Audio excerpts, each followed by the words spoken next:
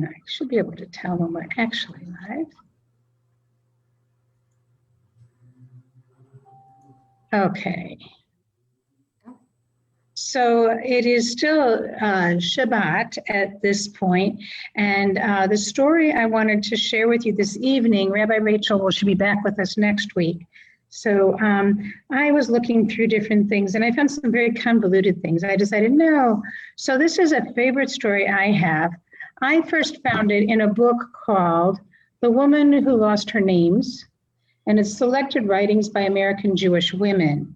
So it turns out the story that I found is called X, A Fabulous Child Story, and it's written by Lois Gould. It was the first published in, I believe, it seems to have been published a number of places, but it was first published, I believe, in Ms. Magazine, and I believe about 1974. And then it came out as a children's storybook in like 1978. I never saw the storybook, but I read this story to my kids when they were little.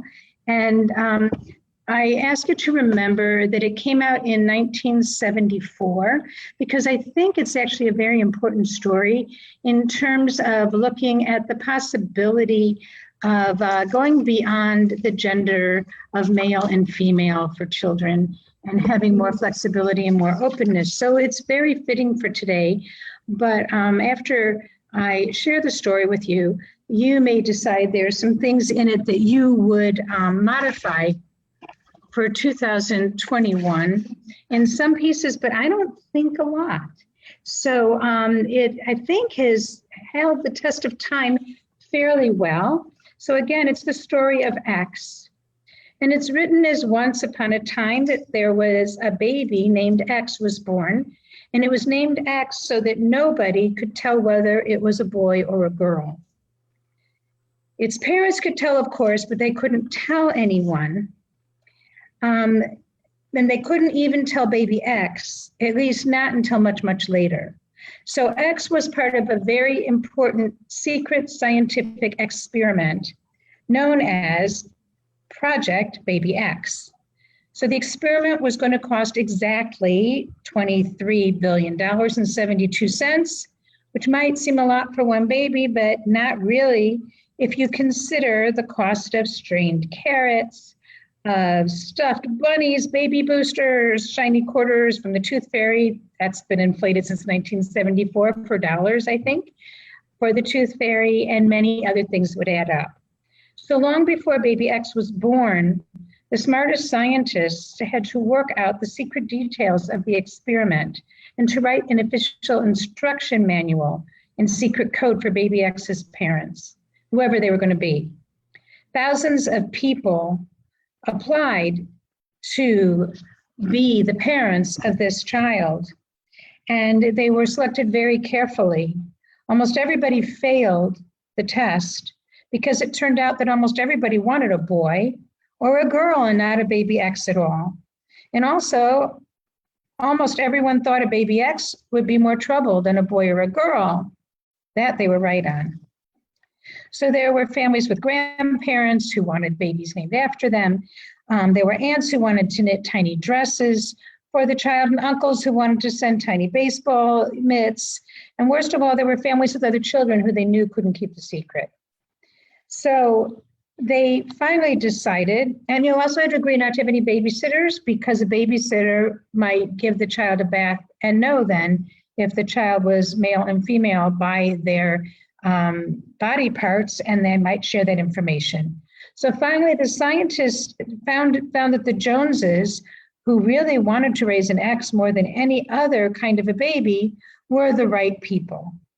They had promised to take turns holding X, feeding X, and singing X to sleep.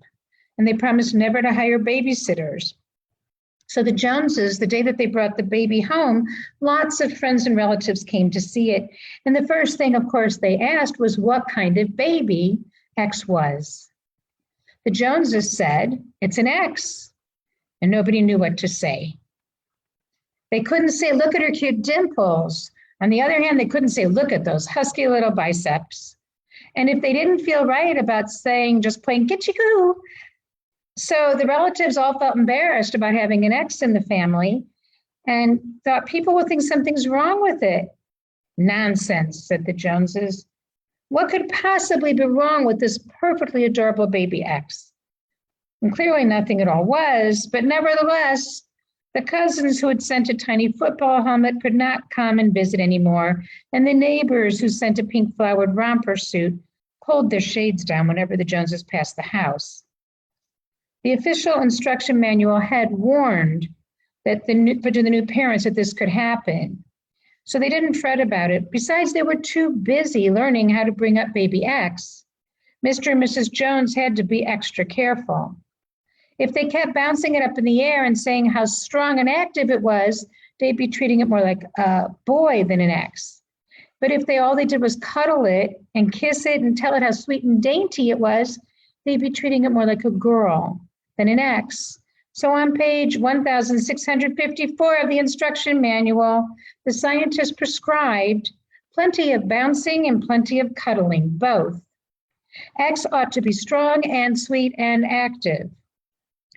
Forget about dainty altogether. And there were other problems too, like toys and clothes. So on his first shopping trip, Mr. Jones told the store clerk, I need to buy some things for a new baby. And of course, the clerk smiled and said, well, is it a boy or a girl? And the clerk and Mr. Jones said, it's an X, smiling back. And the clerk got all red in the face and said huffily, if that's the case, I'm afraid I can't help you, sir.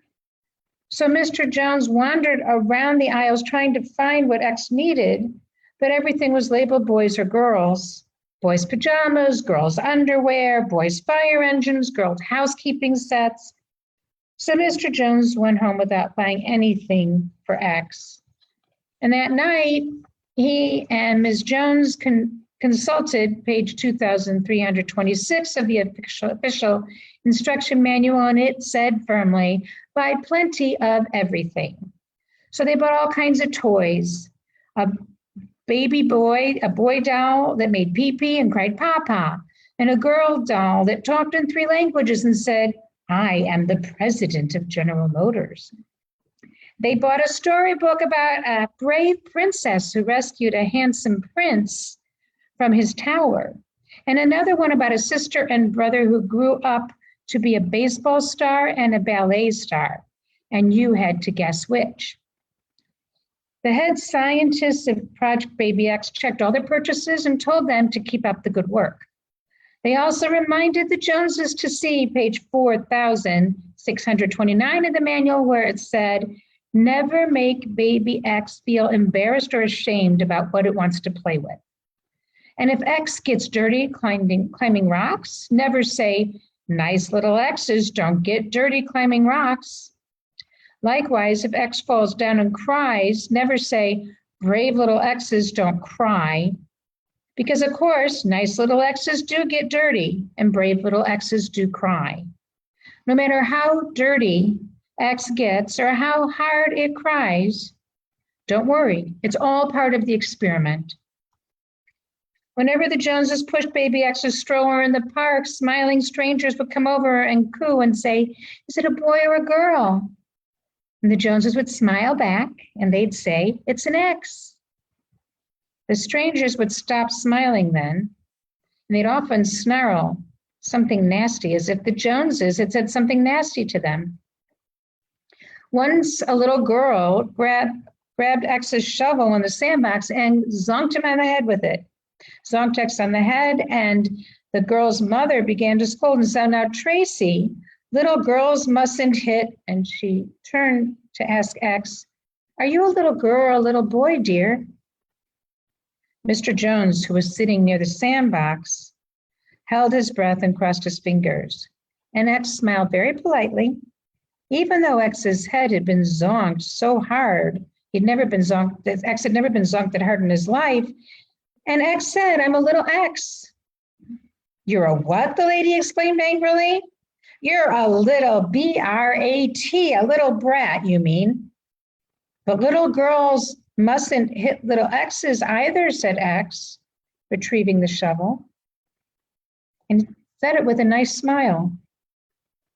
What good's hitting anyway? X's father finally exhaled, uncrossed his fingers, and he grinned. And at their next secret Project Baby X meeting, the scientists grinned too because Baby X was doing fine. But then it was time for X to start school. The Joneses were really worried about this because school was even full of more rules for boys and girls, and there were no rules for X's. Teachers would tell boys to form a line and girls to form a line. There would be boys' games and girls' games, and boys' secrets and girls' secrets. The school library would have a recommended list of books for girls and a recommended list of books for boys. There would even be a bathroom marked girls and a bathroom marked boys, and pretty soon, boys and girls could hardly talk to each other. What would happen to a poor little X? The Joneses spent weeks consulting their instruction manual. There were 249 pages of advice about first day of school. And then they were all summoned to an urgent extra special conference with the smart scientist of Project Baby X. The scientist had to make sure that X's mother had taught X how to throw and catch a ball properly, and that X's father had to be sure to teach X what to do at a doll's tea party. X had to know how to shoot marbles and jump rope, and most of all, what to do when the other children asked whether X was a boy or a girl. So finally, X was ready. X's teacher had promised that the class could line up alphabetically instead of forming separate lines of boys and girls. And X had permission to use the principal's bathroom because it wasn't marked with anything except bathroom. But nobody could help X with the biggest problem of all, other children. Nobody in X's class had ever known an X. Nobody had even heard grown-ups say, some of my best friends are X's. What would other children think? What would they make X jokes? Or would they make friends? You couldn't tell what X was by its clothes. Overalls don't even button right to left, like girls' clothes, or left to right like boys' clothes. And did X have a short girl's haircut or a long boy's haircut? As for the games X liked, X played ball very well for a girl, or else played house very well for a boy. The children tried to find out by asking X tricky questions like, who's your favorite sports star? X had two favorite sports stars, a girl jockey named Robin Smith and a boy archery champion named Robin Hood. Then they asked, what's your favorite TV show?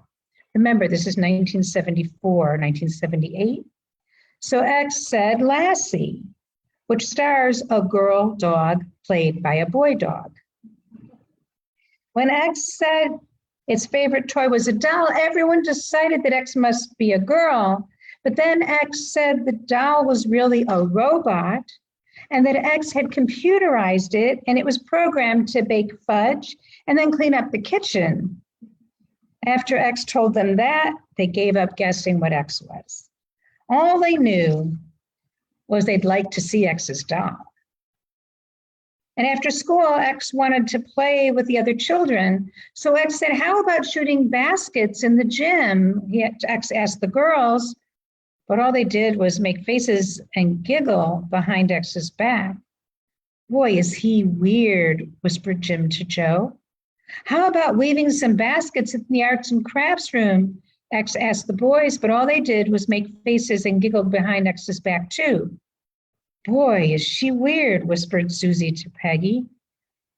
And that night, Mr. and Mrs. Jones asked X how things had gone at school, and while X tried to smile, there were two big tears in its eyes. The lessons are okay, X began, but, said Mrs. Jones. The other children hate me, X whispered. Hate you? Asked Mr. Jones, and X nodded, which made the two big tears roll down and splash on its overalls. Once more, the Joneses reached for their instruction manual, and under other children, it said, what did you expect? Other children have to obey silly boy-girl rules. because their parents taught them to. Lucky X, you don't have rules at all. All you have to do is be yourself. P.S. We're not saying it'll be easy. X liked being itself, but X cried a lot that night. So X's father held X tight and cried a little too. X's mother cheered them up with an exciting story about an enchanting prince called Sleeping Handsome, who woke up when Princess Charming kissed him. The next morning, they all felt better, and the little X went back to school with a brave smile and a clean pair of red and white checked overalls.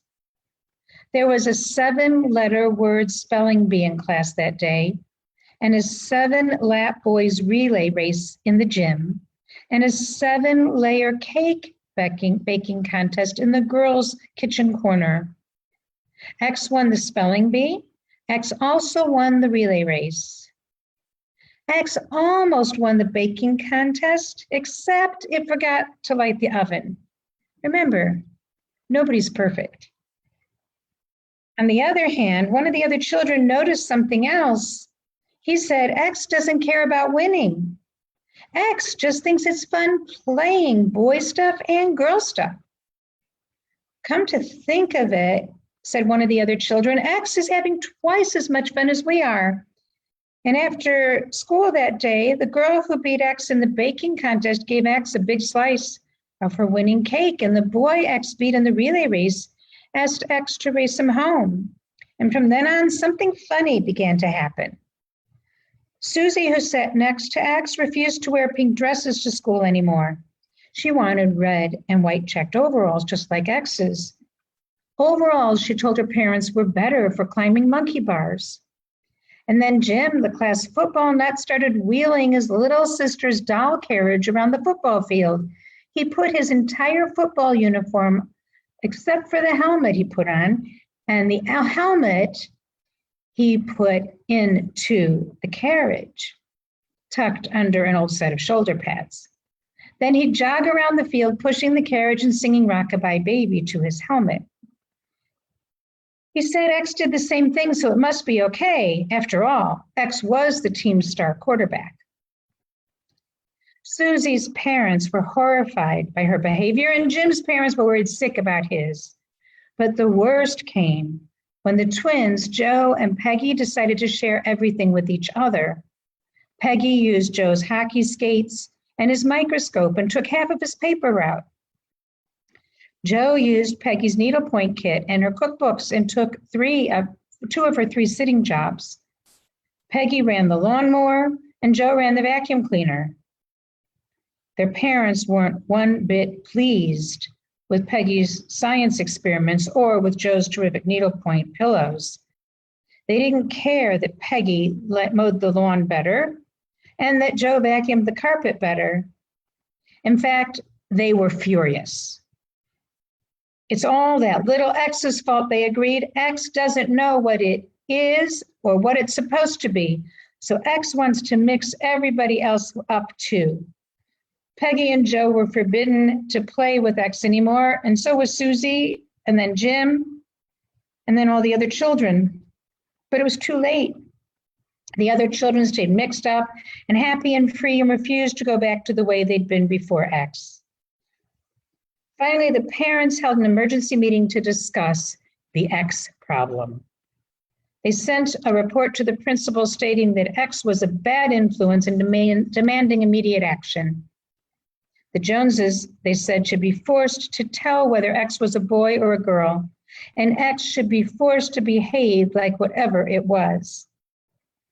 If the Joneses refused to tell, the parents said, then X must take an examination. An impartial team of experts would extract the secret. Then X would start obeying all the old rules, or else. And if X turned out to be some sort of mixed up misfit, then X must be expelled from school immediately so that no little X's would ever come to school again. Now, the principal was very upset. Was X a bad influence? A mixed up misfit? But X was an excellent student, X set a fine example. X was extraordinary. X was president of the student council. X had won first prize in the art show, honorable mention in the science fair, and 6 events on field day, including the potato race. Nevertheless, the parents insisted X is a problem child. X is the biggest problem child we have ever had.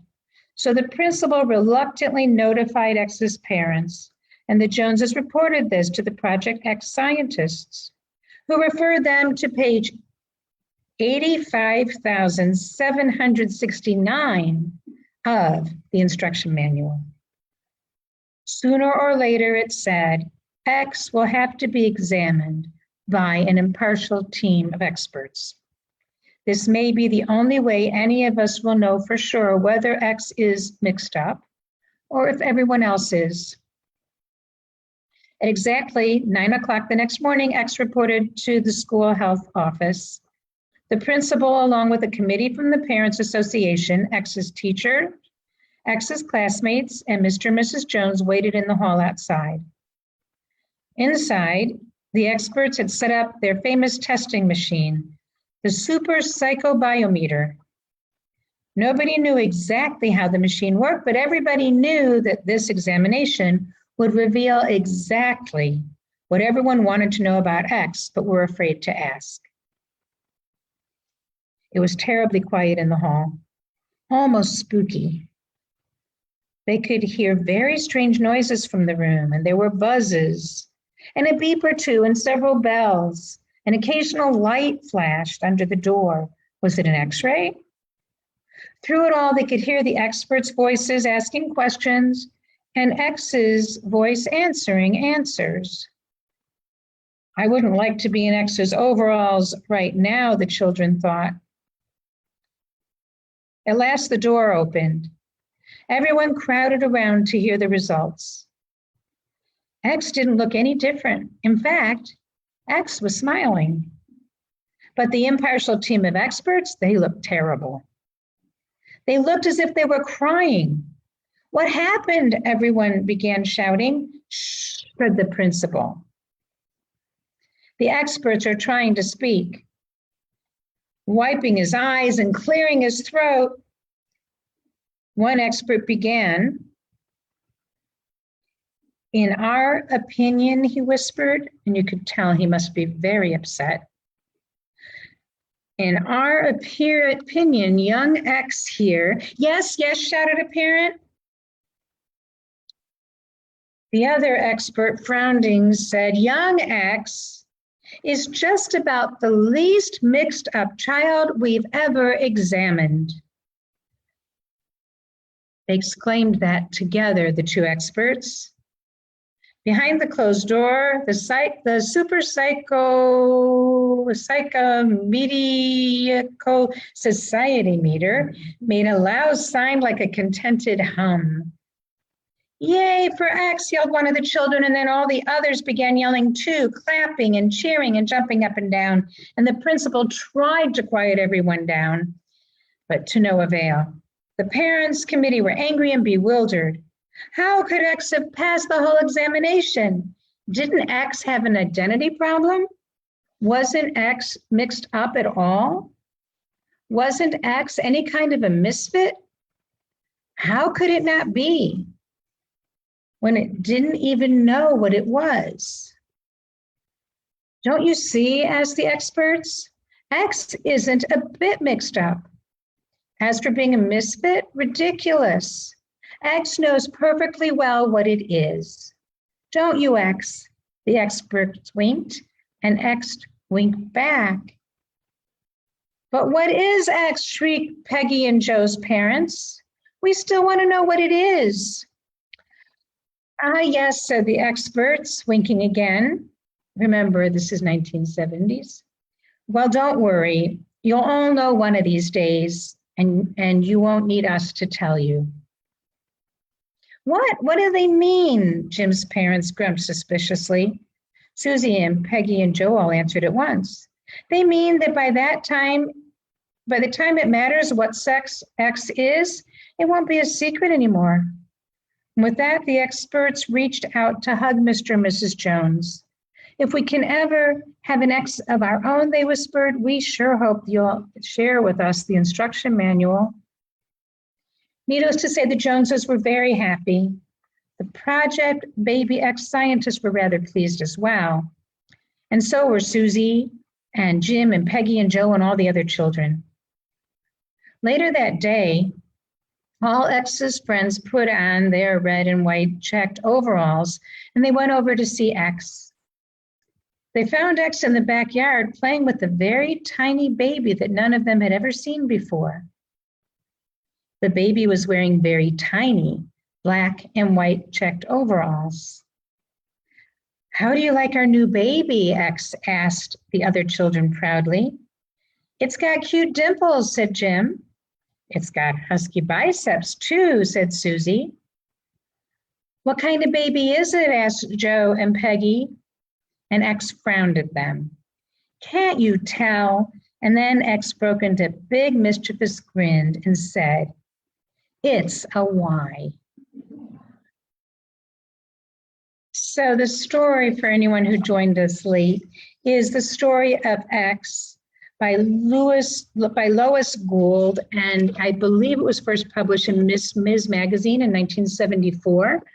And the book where I had seen it in initially was published in 1980, approximately. And so the book that I have, 1980, is The Woman Who Lost Her Name, Selected Writings by American Jewish Women. And so I share this story with you for our Havdalah with a bonus as a book by a Jewish author and a very, very timely topic if you think about where we are in the year 2021. In some ways, we've come a long way. In some ways, we have a lot of the same issues with a lot of people as they had then, with children who may not fit into the nice, neat containers of he and she that was what was assumed to be the case. So, so much more has developed since then, but I think back about the brilliance of what she wrote in the 1970s and how it still has relevance to us today. So I wanted to start with our story, and then what I'm trying to figure out how to do this for us to see the Havdalah set. I'm going to turn my computer now so that you can see other people as well. Okay, and I'm going to, it's going to take me another moment just to share the prayers in the margin so that we all have the blessings for all of Havdalah. So there's the first part, I'll get the other part, and then we can all make Havdalah together as well.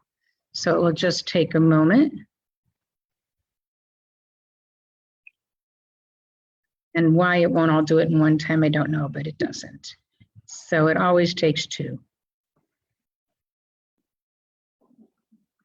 Okay, so now we have all of the Havdalah things there together. I'm going to move my computer back and move the Havdalah set forward. We'll see how that works with being able to see everybody. I don't know. This might work better than I'm thinking, right? We'll see us through the Havdalah set. Yeah. How's that? Okay, so I'm going to light the candle here. For those of you who have candles, you can light as well.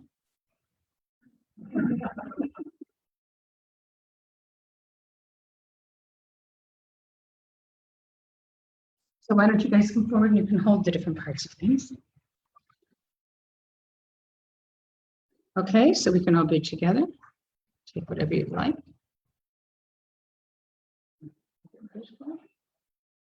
So we start with the Kiddush cup. Ya la la la la la la la, ya la la la la la la la, ya la la la la la, ya la la la la la la. Ya la la la la la la la. Ya la la la la la la la. Ya la la la la la. Ya la la la la la. Baru saja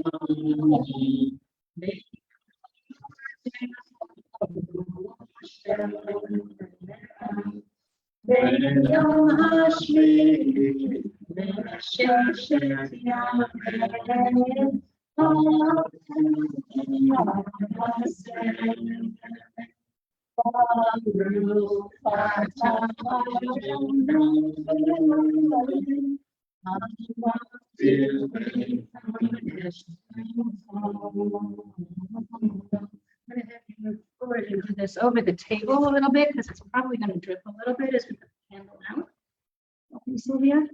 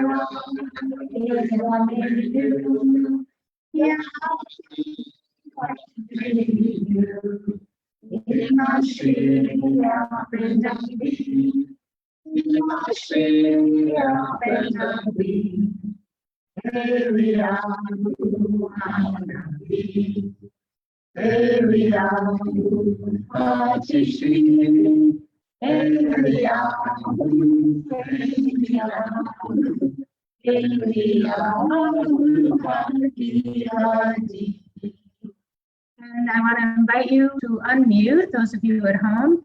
And I know the print's too small. Actually, you can see it. Right? So we sing together Shavua Tov, so please join with us, those of you who are at home as well.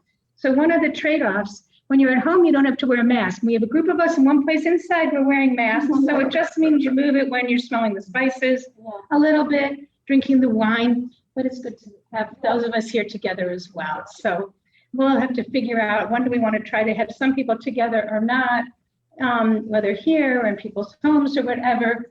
You know, the two of you have been doing it together, and Cindy and Dennis have been, but the rest of us have been doing it on our own. I mean, Maya does not participate. So we sing together, and I guess at this point we'll keep it this way because there are so many of us here and the others of you elsewhere. It's a smaller number, so we'll sing together. Shavuot, Shavuot,